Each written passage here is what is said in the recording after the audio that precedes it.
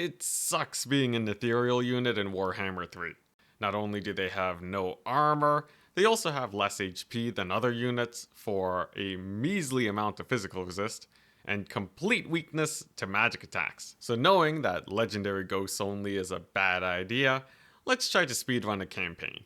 Realistically, I only have access to 2 units, and only one of those units is actually recruitable, which means a starting battle, which is usually supposed to be a cakewalk, that's kind of your introduction into the campaign, well, it becomes quite a bit of a challenge. Because in case you didn't know, while ethereal units take extra damage from magic attacks, they actually take a regular amount of damage from everything else because they have absolutely no armor. So how exactly are we supposed to win this battle? Well, technically, there's a few cheeses that will take a really long time to finish, but are generally really efficient.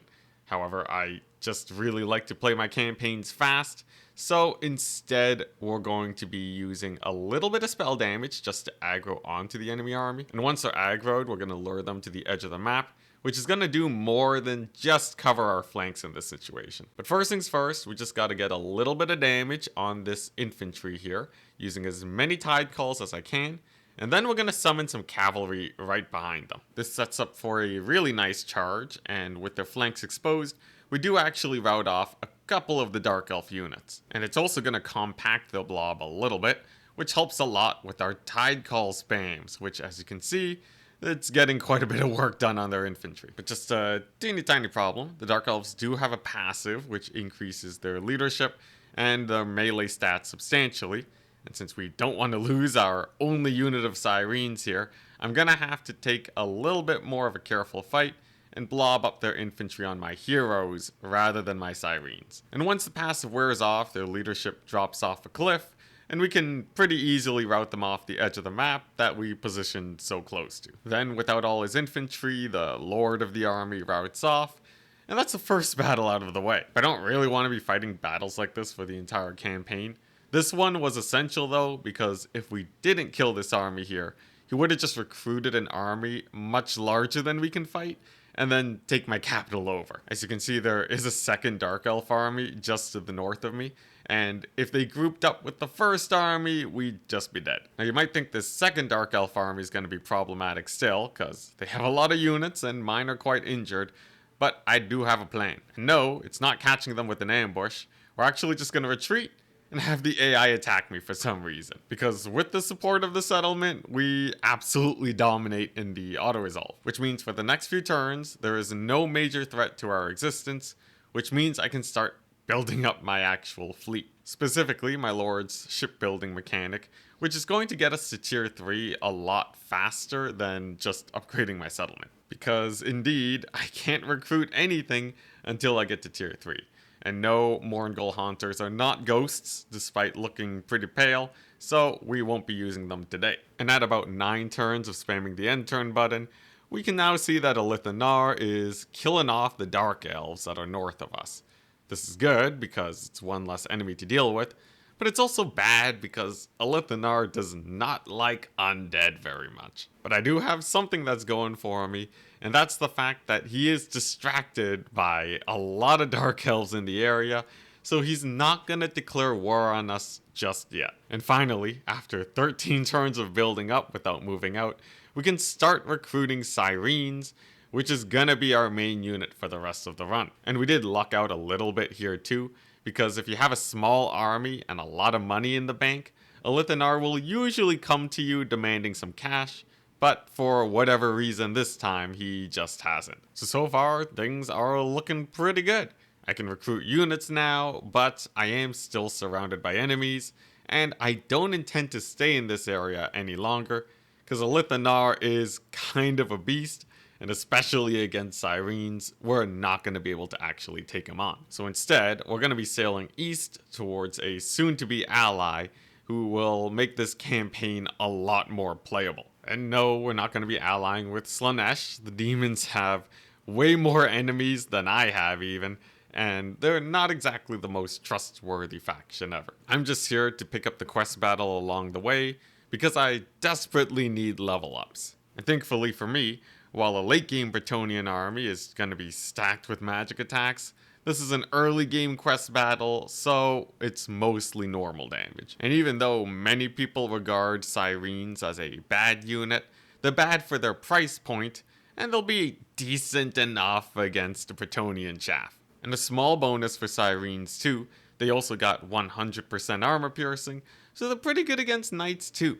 It's just the enemy army, it does have one unit of Hippogriff Knights, the most elite unit on the Bretonnian roster, but I kind of figure if I can just kill everything else before these guys kill off all my sirens, we're gonna be good to go. And indeed, even bad mid-tier infantry will win against peasants, especially when you have a spell like Vangeist's Revenge. I just have to hunt down a couple heroes now with my own, and the Hippogriff Knights, they're not too bad now that we're bogging them down in a few hundred sirens. But a slight problem, we're not actually that good at closing out battles with this composition, as I just don't really have a lot of cavalry outside of Silostra summons, so I end up losing a lot of sirens to basic crumbling, cause they don't have a lot of HP or leadership. I do eventually win, but all my battle weary sirens are now dead, and because I took the fight in low vampiric corruption, very few of my sirens are actually going to be coming back from the dead. Merely a minor setback though, because now I have a bunch of level ups for Silostra, and re-recruiting a ton of sirens is pretty easy when you've been saving up money for the past 19 turns. So having re-recruited my army, we go a little bit more east, and I finally run into Kemmler, who's going to be my grand ally for today. He doesn't like us very much yet, but I have just the thing that may sway him to join our side. Because specifically, on turn 23, in most campaigns, the Bretonnians will not have Langui very well defended. And that means we can pretty easily take over the settlement with minimal losses. But instead of holding it and inevitably losing it to the Bretonnians, I can just give it to Kemmler as a gift, and he'll happily pay me a ton of cash for this small piece of land that is essentially meaningless to me. But the Bretonnians, unhappy that I just sold their territory to the undead, well, they're going to be trying to kill me now.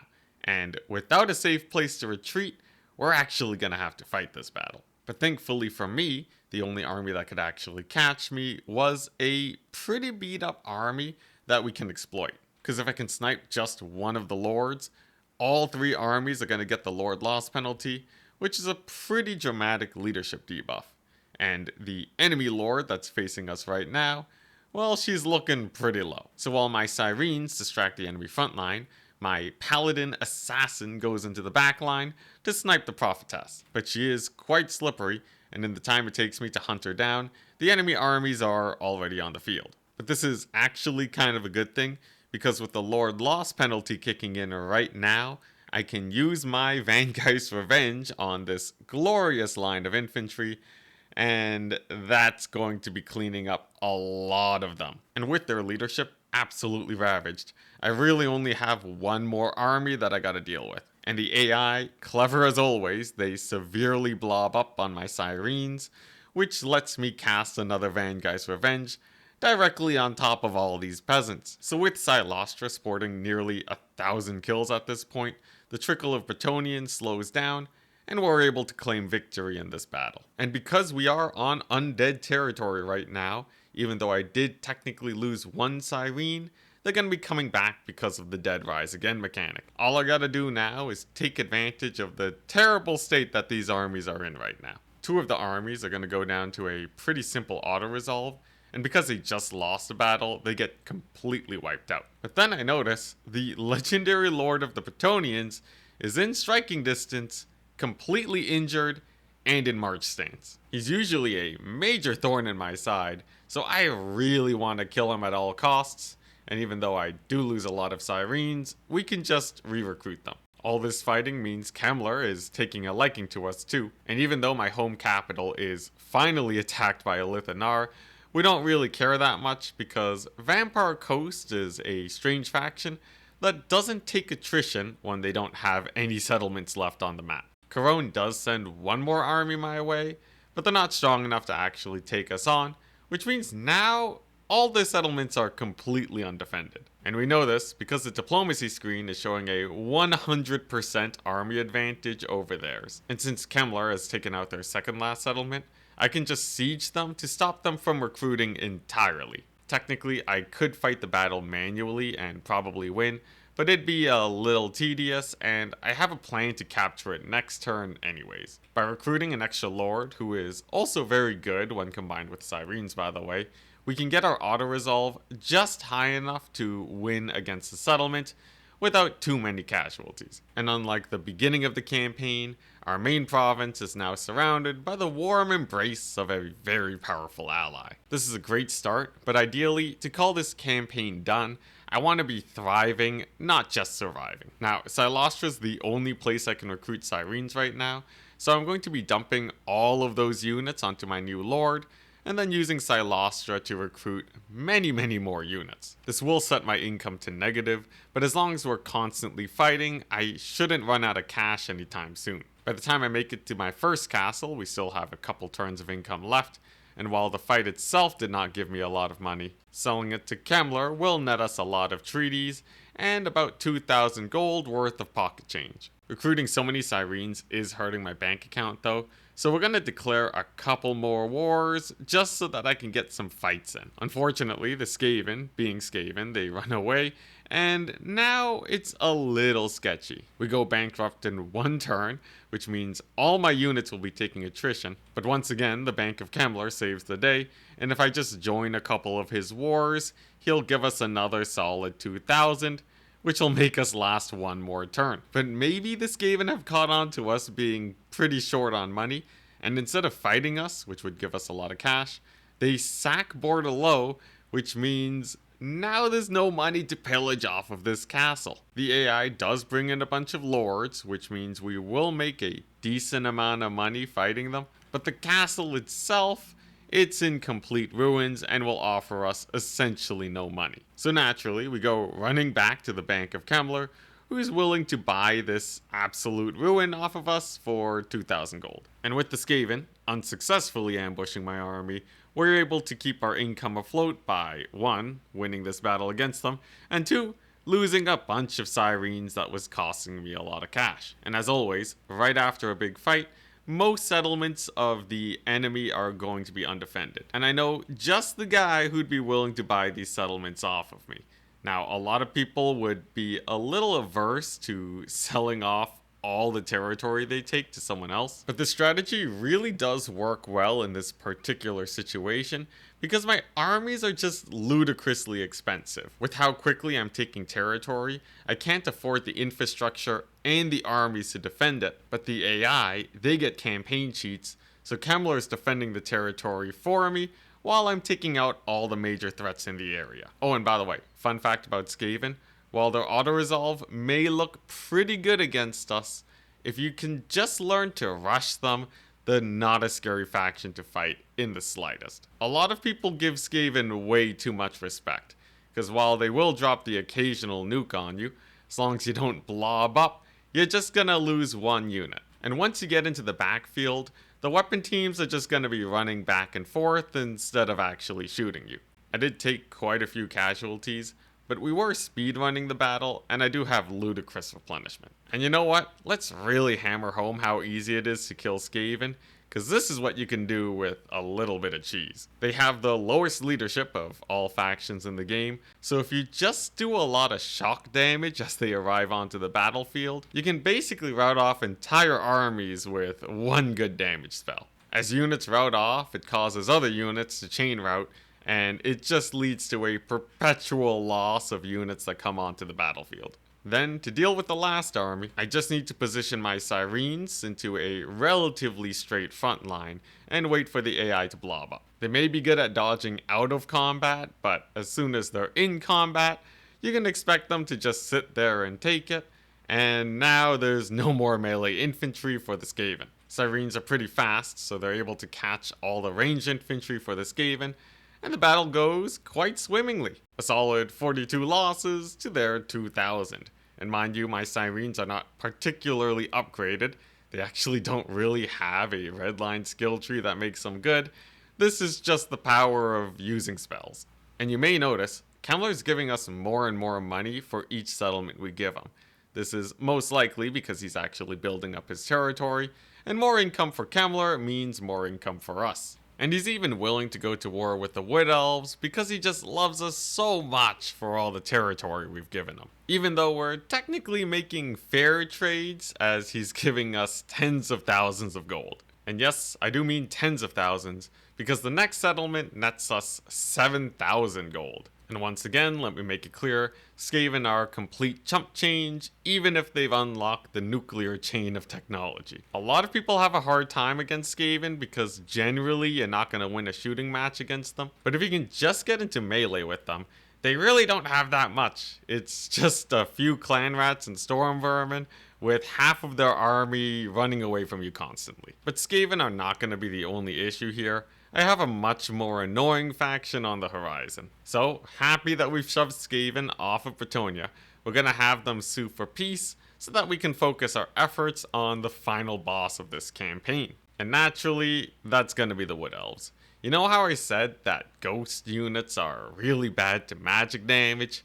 Well, half the Wood Elf roster is literally held together by magic, so it's gonna be pretty hard taking a straight up fight against them.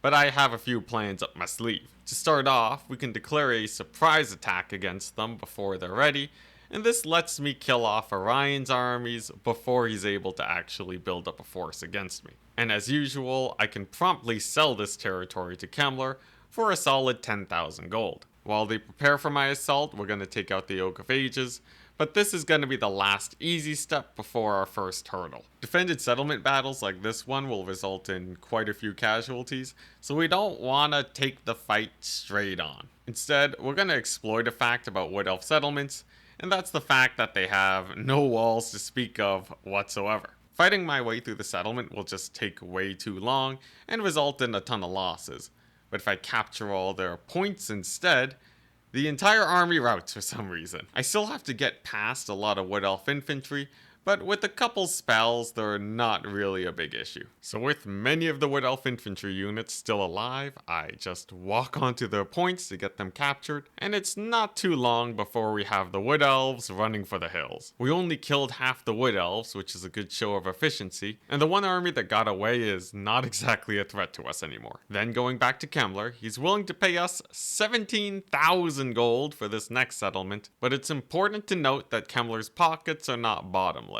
He can only buy one settlement a turn from us before he goes essentially bankrupt. So using all the money Kemmler has sent to us, I field a third army of sirens and get ready for the final boss. That's going to be Durthu, who spams a lot more dryads and treekin than many of the other wood elves, and they're all going to have magic damage. And while Kemmler is great at defending territory, the AI tends to be pretty terrible at helping you out in a fight, so we're going into this solo. I have a ludicrous number of sirens and a lot of magic to spam Vangeist's Revenge, but unlike Bretonnia, the Wood Elves have a rather ludicrous amount of leadership, and a few cannonballs to the face is not going to stop them. Before I know it, my first wave of sirens is completely dead to an army of treekin and dryads, and just like the beginning of the campaign, when the fights get long and drawn out, that's when you run into a lot of crumbling damage. It's painful, but I am able to secure a few decent picks. Like Durthu, he goes down to a couple of my heroes in Silostra. And really, there's just a few treekin, a few dryads, and a couple archers to deal with. But slight issue,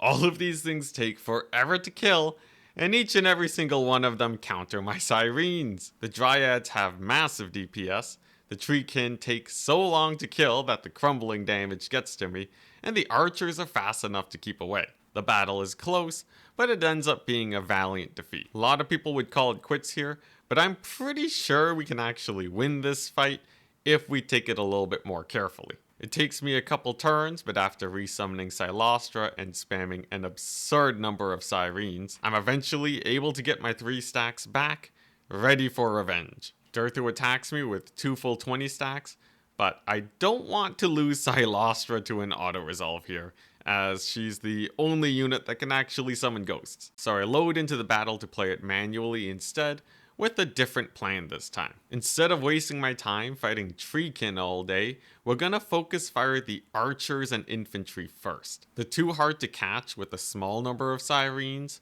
but with a massive army like this, they'll have nowhere to run to. I'll then use a cavalry summon to pin them down so that my infantry can actually catch them.